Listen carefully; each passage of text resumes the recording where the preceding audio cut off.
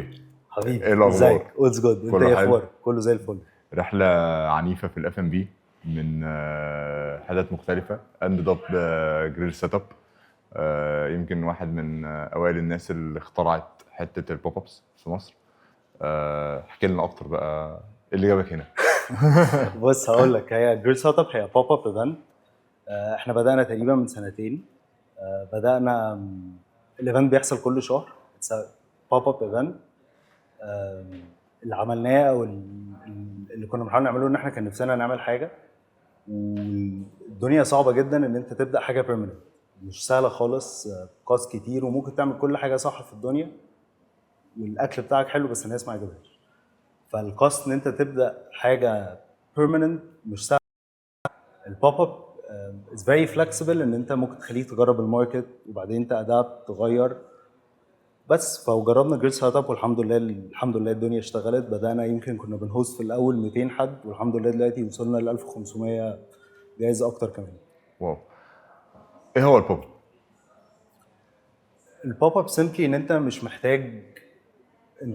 بيبقى عندك زي كوميونتي او ناس عارفاك وبتاناونس تقول لهم يا جماعه انا عامل الاكل ده في المكان الفلاني في الوقت الفلاني، تعالوا لو حابين. مش محتاج تسيت اب ريستورانت، مش محتاج تعمل بيرمننت لوكيشن. انت مجرد بتاناونس، في ناس بتبقى عارفاك وبتبيلد الكوميونتي وقت بوقت. يمكن حاجه على طول في بالي ان الكونسيومر البيهيفير بتاعه بيتغير. يمكن اهالينا في الاول كانوا ما بتلاقيش اكل كويس غير في اوتيل، بعدين طلع شويه شباب قالوا هنعمل ريستورنتس بنفس تكنيكس والاكل كويس، ودلوقتي ده التطور الطبيعي لحاجه زي كده. ان احنا بتاخد اكل بس بطريقه سمبل، مش لازم شوك، مش لازم سكاكين.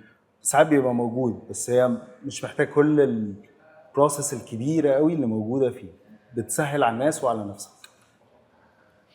يعني حاجه من اكتر التحديات اللي المطاعم بتقابلها هي اصلا الاوبريشنز بتاعت المطاعم. بالظبط. وانت عندك مكان ومخازن وادارات وتيمز وكل الكلام دوت. طيب في حاله ان انت بقى في البوب اب او في السيت اب بتاع البوب اب، بتحل المشكله دي ازاي؟ يعني ازاي بتقدر تورك اراوند ان انت مش موجود في حته معينه؟ بص هقول لك على حاجه. البوب اب سهلت جامد جدا ان انت تقدر تروح للناس او تقدر توصل لهم. بس الاوبريشن هي مش هي موجوده كانك في ريستورانت. لازم تبقى عارف النو هاو، عارف التكنيكس، عارف القصه دي كلها. ولكن اسهل ان انت مش محتاج. اكيد بتحتاج ستور واكيد بتحتاج مخازن بس جايز مش بالمبالغ اللي بتحتاجها البيرمننت لوكيشن. وزي دلوقتي طلعت حاجات تكنولوجي كتير وحاجات كتيره مسهله البروسيس دي كمان عليك وبتساعد. يعني انا دايما بشوفها ان هي سيمبلي ناس باشنت اباوت فود او او على الاندستري دي، وصعب قوي هي مش عارفه النو هاو ولا البيزنس بتاع المطعم، ولكن بتقدر تنزل للناس واحده واحده، بتقدر تتعلم ده وبتمشي فيها خطوات كتيره. الاكسبيرينس بتاعتك عشان تعرف تعمل السيت اب ده جت منين؟ يعني انت واتس يور باك جراوند؟ هقول لك ماي باك جراوند. انا كنت ماركتنج عادي جدا، ولكن وانا في الجامعه كنت حابب جدا الاكل ولكن ما كنتش اعرف اي حاجه عنه. قررت انزل اشتغل في اوتيل. اشتغلت شويه، بعدين رحت اشتغلت في ويل نون ريستورانت هنا في مصر. قعدت 5 سنين و I think هو ده اللي اهلني او خلاني عرفت الاندستري، بنيت النتورك بتاعتي ان انا قادر ابني حاجه زي كده. وبعدين بعد ما ابتديت واحده واحده كل شويه اسافر المانيا ايطاليا، بروح اخد اكسبيرينس اشوف الناس بتعمل ايه وارجع تاني احاول اوظفها في اللي احنا بنعمله. اوكي. بس ديفينتلي الاكسبيرينس، يعني اكسبيرينس الشغل في الاندستري تتمرمط فيها وتنزل بايديك وتشتغل، هو ده اللي بيخليك عارف تعمل كده. يا اما هتعملها بالكلاسيك، تخش تفشل تخش تفشل تخش تفشل لغايه ما تجمع الاكسبيرينس نفسها. ايه اللي ساعدك اكتر في جريل سيت اب؟ اكسبيرينس الماركتنج ولا اكسبيرينس التشغيل بتاعت المطاعم؟ بص هقول لك على حاجه. انا جريد سيت اب مش انا لوحدي، احنا 3 بارتنرز واصحاب من واحنا صغيرين. واللي ساعدنا اكتر ان كل واحد سكيلد او عارف نو هاو بتاع اندستري معينه. يعني في واحد باك جراوند ايفنتس مانجمنت، حد اف ام بي، فقدرنا نعمل التوليفه دي. يعني انا لوحدي ما كنتش اقدر اطلعها بالشكل ده، ولكن كل حد كان عنده كونكشنز ونتورك ونو هاو في حته معينه قدرت ان هي تمشي في الحته دي. وخلي بالك اللي احنا بنعمله we're not reinventing the wheel، ده كونسبت موجود في كل حته في العالم، للاسف ما كانش لسه موجود في مصر. اوكي. الاكسبيرينس بتاعت الشغل بتاعتنا هي اللي خلتنا قادرين نعمل بروبر اكسكيوشن مع فكره سمبل جدا. انا صحيت الصبح عايز افتح بوب اب دينر، هل لازم ابقى شيف؟ هل لازم ابقى ريستورانت باك جراوند؟ هل لازم ابقى عندي كوميونتي ان انا اعزمها يعني، ولا ممكن عادي 5 اصحابي واعمله؟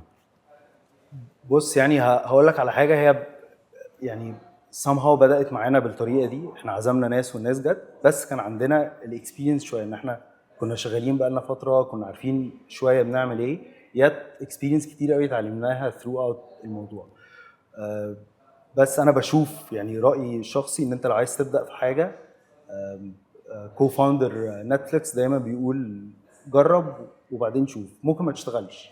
وعنده حتى كتاب اسمه That Will Never Work على نتفليكس. جرب، اشتغلت هتكمل، ما اشتغلتش هتجرب حاجه تانية. بس جرب، ابدا، اعمل، حتى لو ما عندكش الباك جراوند الاكسبيرينس هتيجي ثرو اوت الشغل او ان انت تعمل حاجه.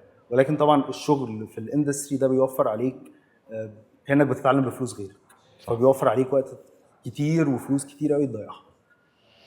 هي شايف جريل سيت اب بقى يعني هيكبر اكتر في حته البوب ابس، ولا at some point in time you'll pivot، او مش هتبيفت بس هتبدا بقى تروح للبريك اند مورتر؟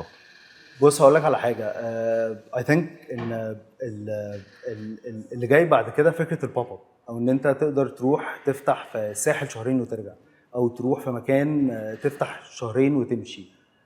ده الفيجن وده اللي احنا عايزين نعمله، وعايزين نكسل اكتر في حته الايفنتس بديفرنت كونسبتس، وهو ده الدايركشن وهو ده الفيجن. بوب ابس حتى نفسنا ان احنا نوصل في اي حته بره مصر كمان، ان احنا نقدر نعمل بوب اب ونرجع ونعمله في حته ثانيه ونعمل كده. ولكن طبعا هيفضل زي ما قلت لك قبل كده، الاوتيلز موجوده، الريستورانتس موجوده، والحاجات دي موجوده. لو قدرنا ان يجي لنا اوبورتيونيتي ان احنا نقدر نعمل كده، اي ثينك ان احنا دلوقتي وير مور سكيل ان احنا نقدر نتيك اون. جايز من سنتين كنت اقول لك لا مش هقدر ران الاوبريشن دي وانا لسه مش عارف ده، بس دلوقتي بيج جريل سيت اب بالاكسبيرينس وصلنا ان احنا لا وي ديفينتلي كان تيك ات اون.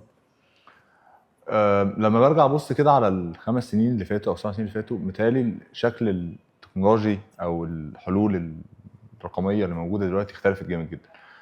Do you think technology helped in a way or another في ان انت تسهل عليك الامور في جريل سيت اب؟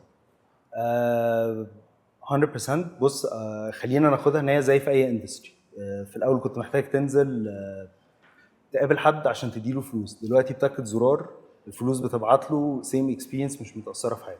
فديفينتلي سبيشالي بالذات ان الناس اللي بتحب الاكل ما عندهاش نو هاو بتاع القصه الثانيه. فور اكزامبل احنا في الاول كنا ما عندناش مشتريات، مش عارفين ازاي نقدر نجمع كميه المشتريات دي واحنا 3 أو 2 بس. ففي سولوشنز زي سبلايد موجوده ان هي بتوفر لك كل ده، برضه بتاكد زرار بتوصلك بكل حاجه. جايز انت هتاخد كذا اسبوع عشان تقدر توصل لها، او هتحتاج كذا شخص شغال معاك يقدر يوصل لها. فديفينتلي واي ثينك ان في الفتره اللي جايه كمان التكنولوجي والاف ام بي هيخشوا مع بعض، وهنوصل لحاجات اكتر تسهل الدنيا علينا اكتر.